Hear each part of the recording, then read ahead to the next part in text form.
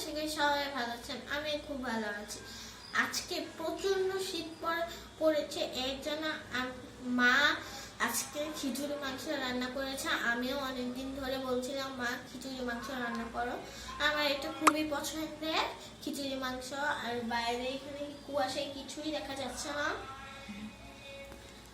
এই যে এখানে খিচুড়ি মাংস হচ্ছে এত বড় হাঁড়িতে। চলুন দেখে নিয়ে যাক। চলুন দেখে নিই এটার ভিতরে অবস্থাটা। দেখুন কত ধোঁয়া বেরোচ্ছে, গরম গরম খিচুড়ি।